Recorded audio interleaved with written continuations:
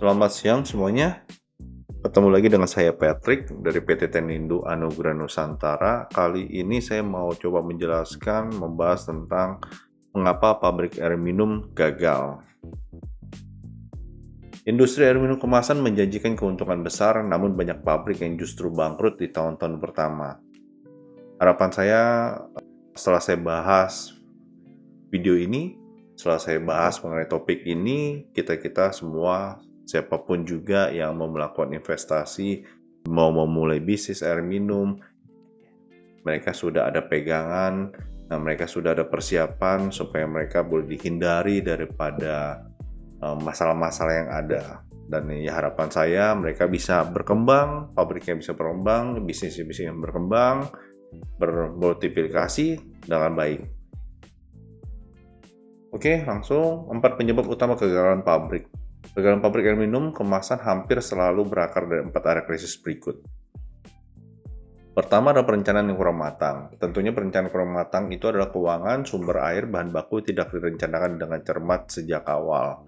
Jadi kita akan bahas selanjutnya. Yang kedua adalah lokasi tidak tepat. Pilihan lokasi yang salah menyebabkan izin dan produksi terganggu. Ya kalau lokasi yang nggak tepat tentunya pabrik juga susah ya. Kita mau dapat izin bangun juga nggak bisa. Mungkin produk-produk kita juga nggak maksimal hasilnya, banyak kontaminasi atau apapun itu. Yang ketiga ini adalah izin tidak lengkap. Tanpa izin lengkap maka SNI BPOM tidak akan diperoleh dan operasional pabrik tidak bisa berjalan. Yang keempat adalah SDM tidak memadai.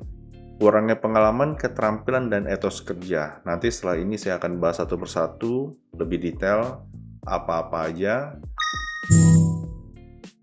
Oke, yang pertama adalah perencanaan yang kurang matang.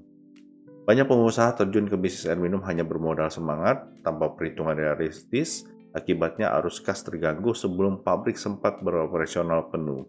Apa aja perencanaan itu? Nah, kita lihat 3 celah perencanaan yang sering terlewat. Pertama ada perencanaan keuangan. Modal kerja tidak cukup untuk menutupi biaya operasional 6-12 bulan pertama. Biasanya saya memang mengalokasikan sekitar 2 tahun. Modal kerja itu adalah 2 tahun, kita harus ada cadangan modal kerja, cadangan dana untuk menutupi biaya operasional yang ada. Atau ada beberapa pabrik-pabrik yang cukup bagus, mereka 6 bulan saja mereka sudah bisa mengcover semua biaya operasional dari keuntungan penjualan mereka. Banyak pabrik kehabisan kas sebelum penjualan dapat mengcover biaya operasional. Selanjutnya adalah perencanaan sumber air.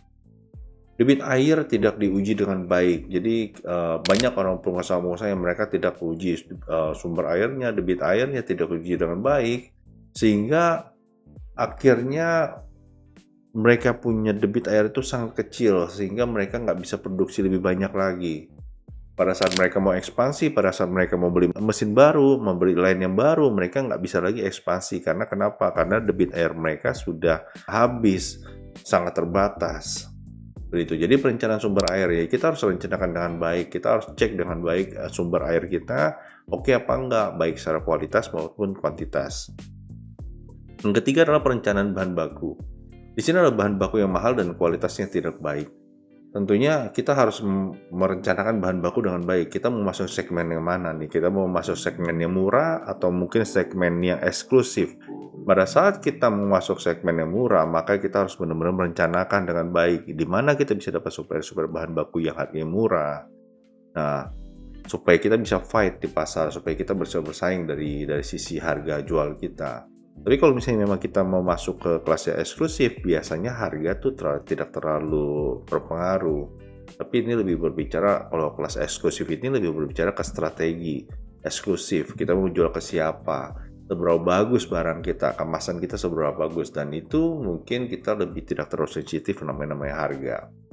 Dan yang selanjutnya adalah kualitas tidak baik. Biasanya kalau kita udah beli bahan baku yang murah banget, ya murah banget, kita cari yang paling murah, dan akhirnya kualitasnya nggak baik, apa yang terjadi? Ya akhirnya menjadi reject lagi. Satu sisi kita mau lebih murah, tapi satu sisi rejectnya juga tinggi, jadi percuma aja. Jadi saran saya memang cari satu perusahaan-perusahaan yang memang sudah spesialis di bahan baku itu, dengan harga-harga yang cukup bersaing, dan mereka bisa bertanggung jawab untuk kualitas bahan baku mereka itu. Penyebab yang kedua, Ada lokasi pabrik, salah pilih, salah nasib. Masalah yang sering muncul, PKKPR tidak keluar. PKKPR itu adalah izin tata ruang ya, tidak dapat diterbitkan jika lokasi berada di zona lindung. Jadi PKKPR itu adalah izin tata ruang itu. Pada saat kita membuat bangun pabrik segala macam, PKKPR kita nggak akan keluar kalau misalnya memang zona-zonanya tidak sesuai. Nah itu mungkin bisa dikonsultasikan dengan dinas-dinas terkait untuk mengenai PKKPR ini. Yang kedua adalah desain pabrik yang tidak higienis. Pada saat kita memang membuat satu pabrik, desain-desain yang tidak baik, desain-desain yang tidak benar, maka ya otomatis kita memproduksi satu produk yang tidak oke juga. Contohnya, kita mau memproduksi air, operator bisa dengan gampangnya dari depan masuk ke dalam, bisa langsung kontak dengan produk tanpa melakukan pergantian-pergantian just lab dulu, tanpa mereka harus memakai masker dulu segala macam. Otomatis itu nanti akan mempengaruhi produknya. Makanya kenapa pabrik itu harus didesain sedemikian rupa supaya pabrik itu ya, punya standar hygiene yang cukup baik gitu. Dan itu semua diatur oleh SNI BP POM, bagaimana orang keluar masuk, bagaimana dari operator kita pertama kali masuk sampai dia keluar, sampai produksi barang untuk keluar, itu semua diatur. Nah, di sini kita harus perhatikan benar-benar untuk mendesainnya bagaimana yang supaya produk yang kita hasilkan dapat higienis. Ketiga adalah zona hijau. Zona hijau adalah lahan pertanian. Banyak nih kadang-kadang customer yang dulu-dulu gitu kan, mereka tetap bilang, oh saya bisa kok membangun di lahan penghijauan, dan itu sangat tidak kami rekomendasikan. Kenapa? Karena itu memang cukup panjang prosesnya untuk merubah tata ruang itu dari zona penghijauan menjadi zona industri. Jadi kalau bisa memang kita mencari satu tempat yang memang sudah ada izin industrinya, kita bisa bangun pabrik di sana, jangan lahan pertanian. Atau mungkin bisa ditanyakan ke dinas tata ruang bagaimana prosedurnya, kita bisa bangun di sana apa enggak. Nah, ketiga hal ini yang mungkin sering harus diperhatikan berkaitan dengan yang namanya lokasi pabrik. Penyebab ketiga adalah izin yang tidak lengkap. Kalau izin yang tidak lengkap itu maka bom waktu. Pada saat orang tidak menyelesaikan sebuah izin-izin itu, mereka sudah jualan. Nah, itu menjadi salah satu titik lemah untuk diserang oleh pesaing kita. Pada saat produk kita udah mungkin the booming, pesaing kita sudah mulai menyadari hal itu dan kita akan diserang dengan mudahnya. Saran saya adalah izin-izinnya kelarkan dulu semuanya. Setelah itu baru kita mulai untuk jualan. Supaya kita bisa fokus sama jualan, kita fokus sama branding produk kita, supaya pada saat produk kita udah kenal pasar, kita nggak akan mudah dijatuhkan oleh pesaing kita.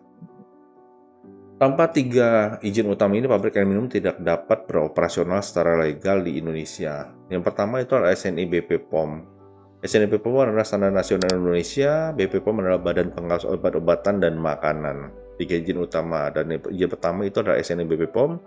Yang kedua itu adalah SIPA. SIPA itu adalah izin pengambilan air, surat izin pengambilan air. Yang ketiga ini adalah CPPOB. CPPOB itu adalah cara produksi pangan olahan yang baik, standar produksi dan keamanan pangan. Ketiga izin utama itu kita pastikan harus sudah dapatkan sebelum kita melakukan penjualan produk itu. Ada lagi beberapa izin-izin seperti izin edar, izin usaha industri, itu juga memang harus dipenuhi semua. Ini adalah 3 izin-izin utama yang menurut saya sangat penting yang kita harus dapatkan sebelum kita lanjut ke izin-izin lainnya. Penyebab keempat itu adalah aset yang terpenting yang sering diabaikan. Jadi kalau misalnya SDM, sumber daya manusia, itu juga merupakan satu penyebab kenapa pabrik itu menjadi pilot ya, atau rugi atau tutup. Mesin canggih dan lokasi strategis tidak berarti apa-apa jika tim yang mengoperasionalkannya tidak kompeten. Kualitas SDM menentukan konsistensi produk dan reputasi merek. Tidakkah kelemahan SDM yang merugikan?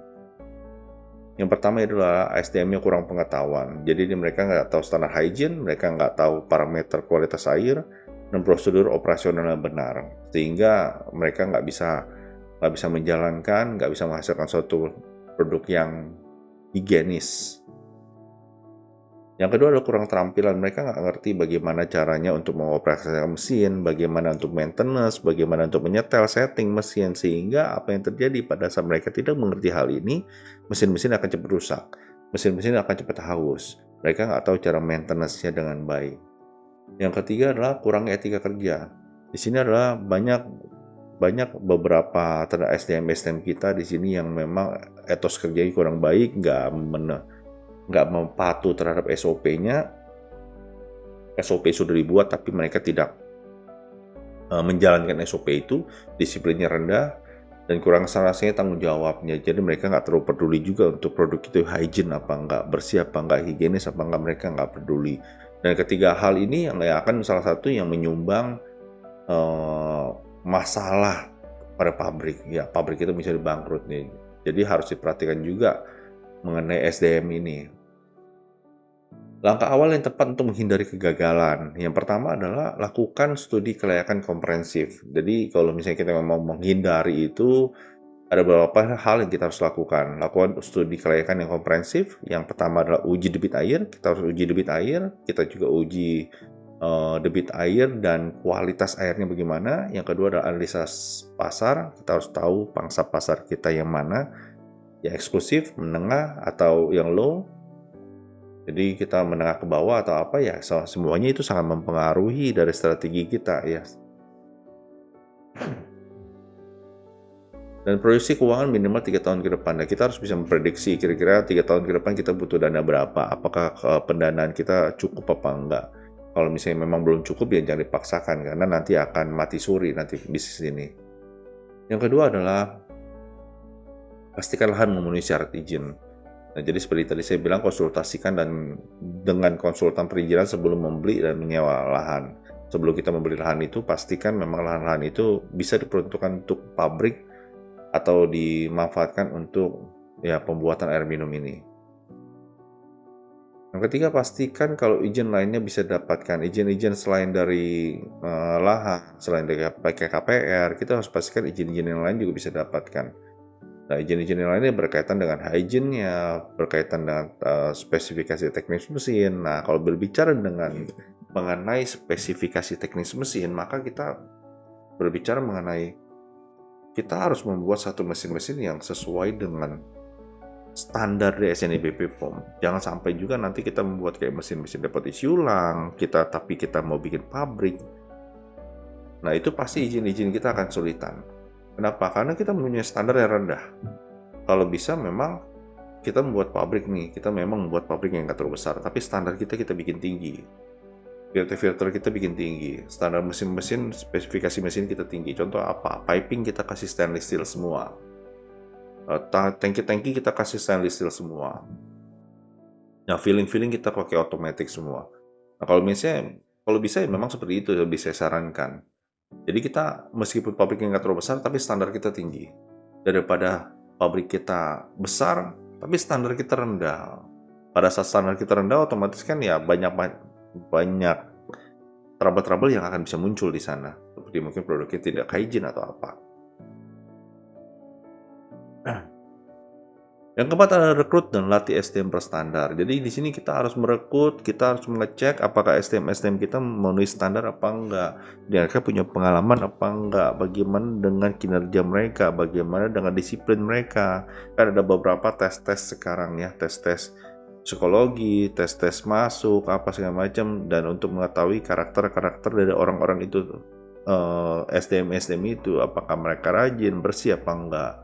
Dan tentunya setelah mereka masuk, berikan mereka pelatihan yang cukup, berikan mereka pelatihan-pelatihan di internal maupun eksternal, di luar, supaya mereka bisa mendapatkan sertifikasi yang memadai, dan mereka bisa membantu pabrik kita supaya lebih maju. Nah, sekian penjelasan dari saya rasa cukup, saya jelaskan, mudah-mudahan ini berguna, bermanfaat bagi kita semua. Harapan saya kita semua menjadi maju, usaha-usaha kita diberkati dengan luar biasa, dan kita dapat selalu saling berbagi ke sama teman-teman kita dan semua orang yang membutuhkan. Terima kasih, selamat siang.